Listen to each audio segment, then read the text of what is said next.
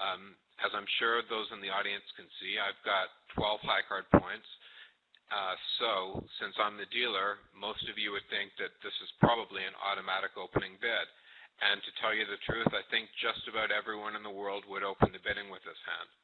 Now, let me just say that, as some of you may have learned already, high card points are only a very rough guide to the value of a hand. And this particular 12 high card point hand is not a very good hand, as 12 high card point hands go. One of the reasons for this is that my distribution is relatively flat. I do have a 5-card major, but I'm as balanced as you can possibly be, given that I have a 5-card suit. And half of my points are made up of queens and jacks, which tend to be overvalued in the 4-3-2-1 point count. Aces and kings tend to be worth more than their respective point counts. Another weak sign about my hand is that my heart spots are very poor. So, I don't have any strong convictions that the right bridge move is to open the bidding with this hand, but since it does seem like a pretty normal thing, I am going to open one heart, and we'll take it from there.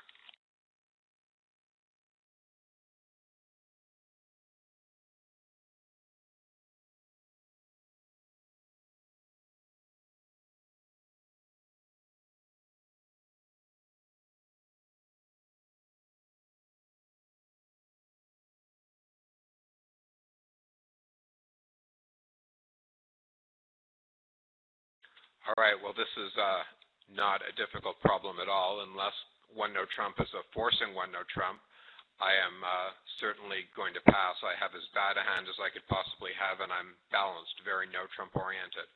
And I have to say that even if you're playing one no trump forcing here, my instinct would be, I really wish I wasn't playing one no trump forcing, because it's so likely that one no trump is the correct contract. So I'm going to pass. It'll probably end the auction, and hopefully my partner will be able to win 7 tricks.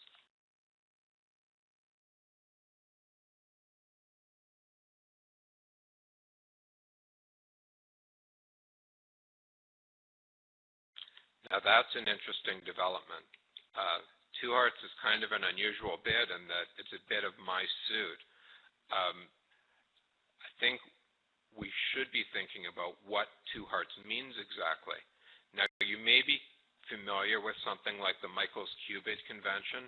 So if Chatter had bid 2 hearts directly over my 1 heart, if you play Michael's Cubids, which are very common, that would be a hand with at least 5 spades, a 5-card minor at least, and some number of high card points, not a complete bust.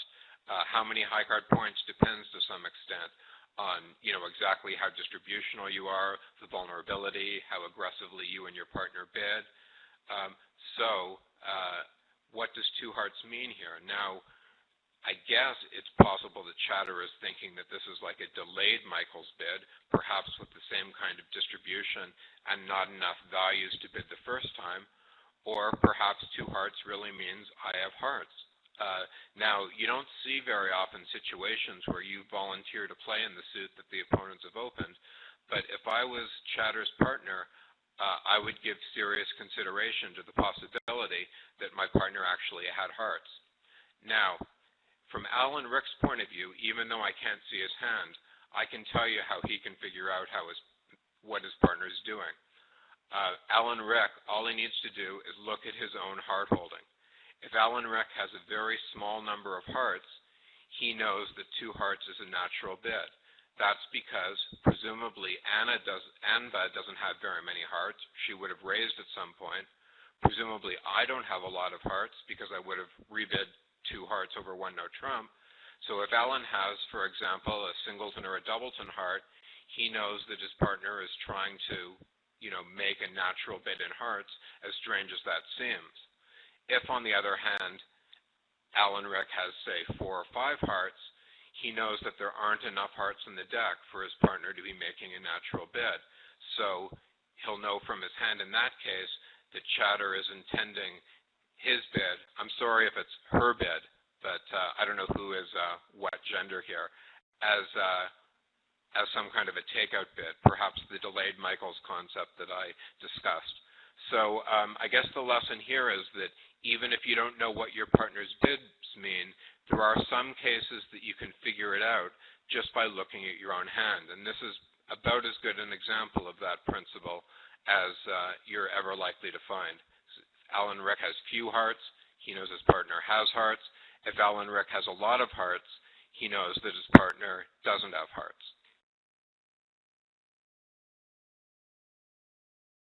So this is pretty interesting. Of course, I'm going to pass.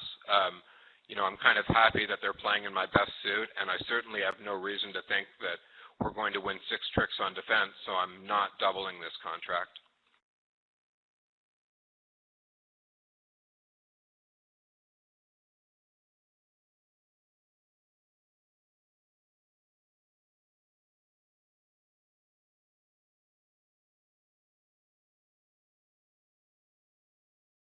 So it looks like Alan did something smart here, that he figured out, as I suggested, that his partner's heart bid was actually based on hearts.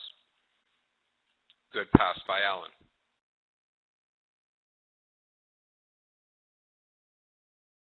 So, assuming that we're playing standard leads on defense, my partner's jack of clubs lead has denied the queen.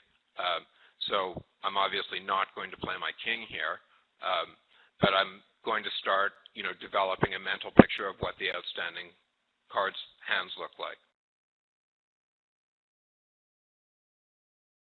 So one thing I know is Declare as the queen of clubs, and it looks like Declare probably started with a singleton club. Okay, now in terms of what heart I should play, I'm certainly going to play a small heart here that, it's possible my partner has a decent-sized singleton like the 10 or even the king, and even if that's not the case, it's not going to help me to split my heart honors here. I am going to come to, at least one heart trick eventually, and it isn't going to help me to, whether I split my hearts or not, but I don't want to, crash something that might be in my partner's hand.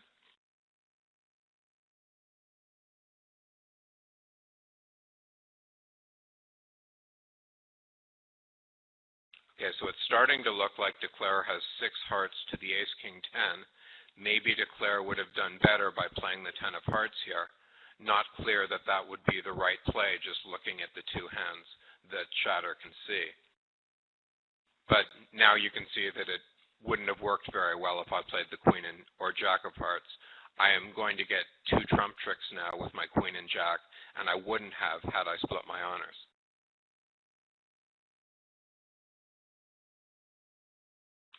Okay, now I should be paying attention to my partner's discard. The 4 of diamonds discard suggests that my partner doesn't like diamonds very much, assuming that we're playing, standard signals, and that's a low diamond.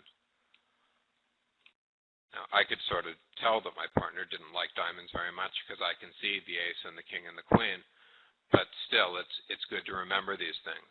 Now, from this trick, I can tell that Declare has the king of spades, because if partner had the ace-king, not only would she have probably led the suit, but she would have won the queen with the king, her lower card, and not the ace. So I'm hoping my partner will play a diamond here, but it may not be so easy for her to figure that out. Good job, partner. That's exactly the kind of card I wanted to see.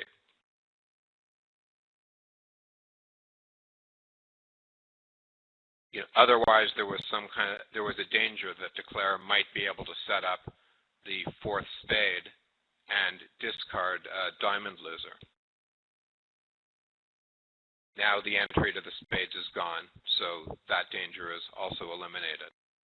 Now, I do know something about the distribution of the spades. Presumably, my partner doesn't have 4 cards in spades, because if Anne had 4 spades, she would have, presumably bid 1 spade over my 1 heart. So I know that Declare either started with 4 spades, in which case my partner has 2, or 3 spades, in which case the suit was, 4 triple 3 around the table.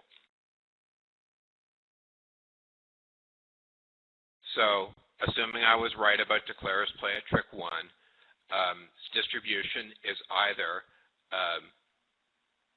3 spades, 6 hearts, 3 diamonds, and 1 club, or 4 spades,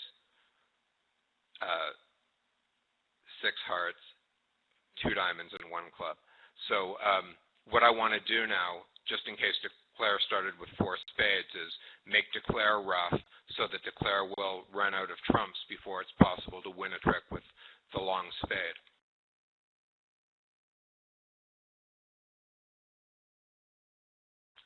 So it doesn't really matter the order I play my minors here.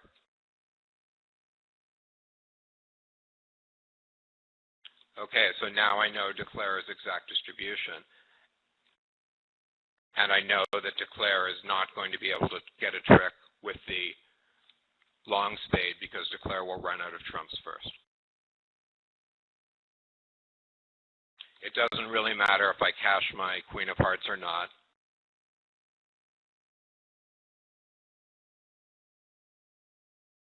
I'm going to get the last 2 tricks.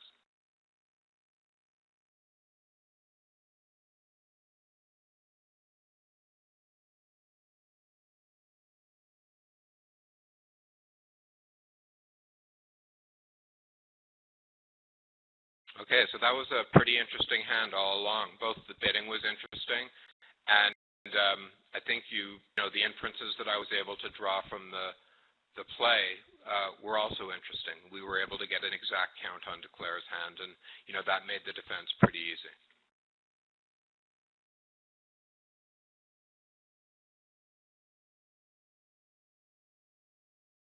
Okay, I'm not sure of the exact procedure that we should be following at the end of the hand. Maureen did send me an email about that, and she described it very carefully, and I actually read the email a couple of times, but I have to admit I'm sort of hopeless when it comes to instructions. I think, one thing I should say is on the last hand, very well done by Chatter and Alan Rick in the bidding. Chatter, that was smart that you bid 2 hearts natural, and it was smart that Alan figured it out. That's a weird bid that probably many people in the audience have never seen before, and here we have a non-partnership. I assume they're a non-partnership, that we're on the same wavelength about a weird bid. So, that's really something that's quite impressive. In terms of the play, I think Chatter could have made the contract, as it turned out, by finessing against my Jack of Spades at the time, at the time the lead was in dummy with the Ace of Diamonds. That probably was the percentage play in the suit. Her play would have worked if there was a doubleton Jack of Spades, whereas the finesse will work if I have either a doubleton Jack of Spades or Jack third of Spades. Might even keep the contract in play if I started with 4 spades, but that's kind of unlikely. Yeah, questions are definitely welcome. Please send them by text chat.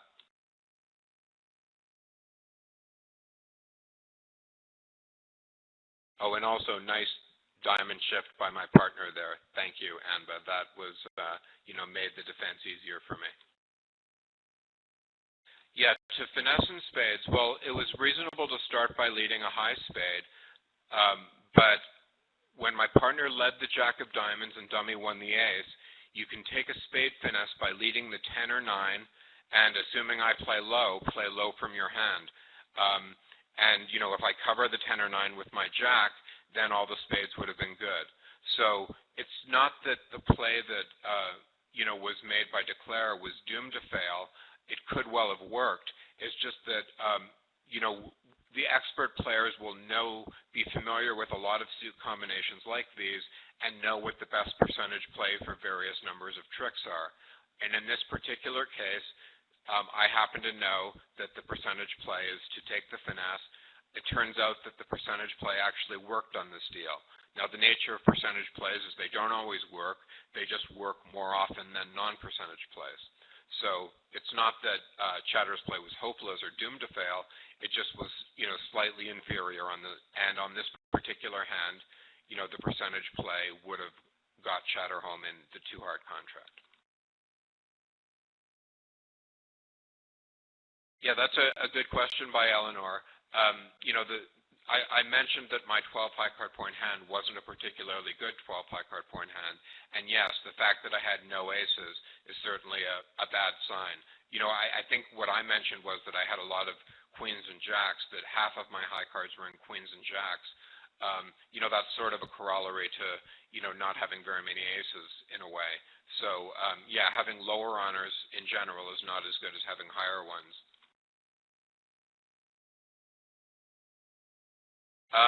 Question about what about a double after one heart instead of pass? Another good question.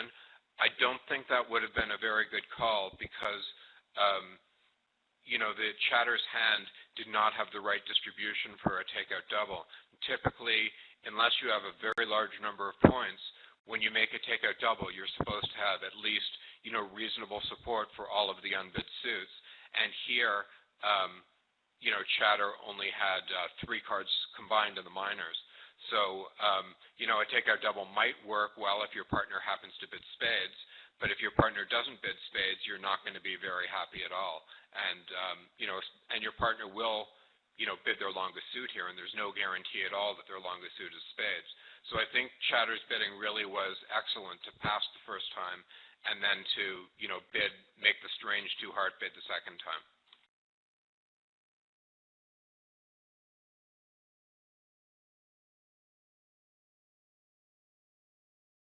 Okay, Anne made an interesting question, too, that perhaps she could have bid 2-no trump for the minors at her second turn.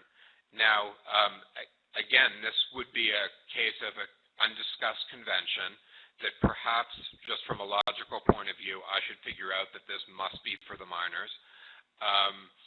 So, it is a possible bid. There are a couple of dangers to the 2-no trump bid. I mean, one is that perhaps me as her partner might not understand the bid as it was meant. The other danger is that there are some warning signs that this is a misfit hand. Anne knows that almost certainly there are 11 hearts between, my hand and chatter's hand, which means that Alan Rick also has heart shortness, and the shorter that Alan Rick is in hearts, the more length Alan Rick rates to have in the other suits, which include the minors. So there is some danger that even if we have an 8-card fit in one of the minors, the trumps are going to break badly. Now, I don't think it's realistic to hope that we have a 9-card fit in one of the minors from Anne's point of view, because if I had a 4-card minor, I wouldn't have passed 1-no trump. I would have rebid 2 of my minor. So, all in all, I don't think 2-no trump by Anne would have been a very well-judged bid. I think her pass was indicated. So well done on that front, Anne. And interesting thought, but, I think your pass was the right call. A question about what if you play don't. Well, as I understand it, don't is a convention that applies when the opponents open the bidding with 1-no trump. So it wouldn't apply on this hand. Now, it's possible there's some variation of don't that applies in this situation that I'm not familiar with. So if that is the case, I'm sorry, but I can't really help you by answering your question because I don't know how don't applies in this auction.